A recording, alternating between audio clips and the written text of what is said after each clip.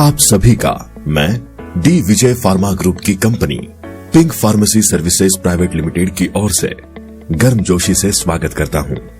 आज हम फार्मेसी में होने वाली सबसे महत्वपूर्ण गलती लासा के बारे में विस्तार से जानेंगे। लासा गलतियां क्या हैं? इन गलतियों का कारण क्या है? उनके परिणाम क्या होते हैं और इन गलतियों से कैसे बचा जाए? इन सभी मुद्दों को हम कुछ उदाहरणों के द्वारा समझेंगे।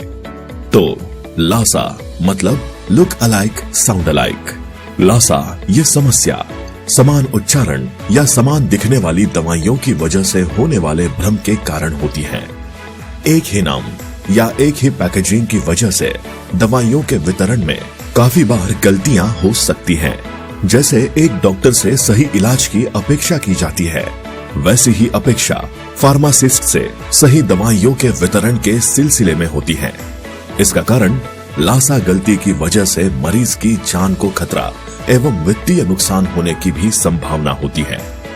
आइए अब हम इसे कुछ उदाहरणों के माध्यम से समझते हैं। पहला उदाहरण, दो दवाइयां एल्बुप्राइन यानी एल्बुमिन होता है और ग्लोबुप्राइन यानी इम्यूनोग्लोब्युलिन होता है, जिनके लगभग समान उच्चारण के कारण गलती से एक की बजाय दूसरी दवाई वितरित की जा सकती है। हालांकि दोनों के नाम एक जैसे लगते हैं, लेकिन दोनों ही अलग अलग बीमारियों की दवाइयां हैं। इस गलती से बचने के लिए ऐसी दवाइयों को अलग अलग रैक में रखना चाहिए। दवाइयों को रैक में रखते समय उन्हें कलर कोडिंग द्वारा जिगजैग पैटर्न में रखें। लुक अलाइक जैसी दवाइयों की कोडिंग के लिए हरे रंग का उपयोग करें। साउंड अलाइक जैसी दवाइयों के लिए पीला कोडिंग और उच्च जोखिम वाली दवाइयों के लिए हरे और पीले रंग के साथ लाल रंग की कोडिंग करें। अब दूसरा उदाहरण देखिए। ब्लड प्रेशर के लिए टेल्मिकाइंड 40 mg टैब प्रिस्क्राइब की गई हो, परंतु हो सकता है कि वितरित करते समय गलती से कम मात्रा वाली टेल्मिकाइंड 20 mg टैब या ज्यादा मात्रा वाली टेल्मिकाइंड 80 mg टैब वितरित की जाए, जो बिल्कुल गलत है।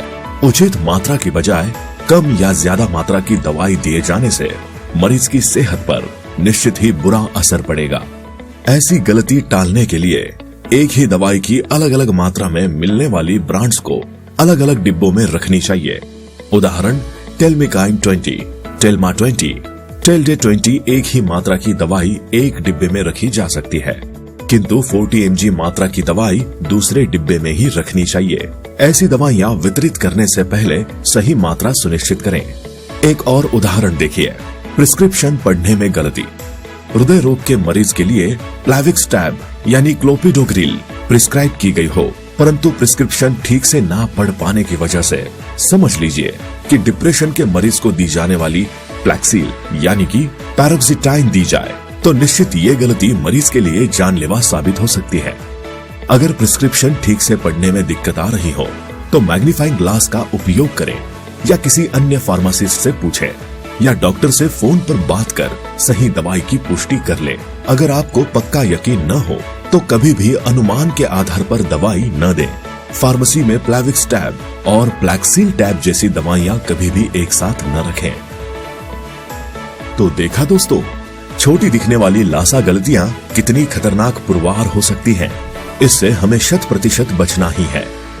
हमें उम्मीद है कि अब हर फार्मासिस्ट लासा त्रुटियों के महत्व को समझेंगे और गंभीरता से दवाइयों का वितरण करेंगे।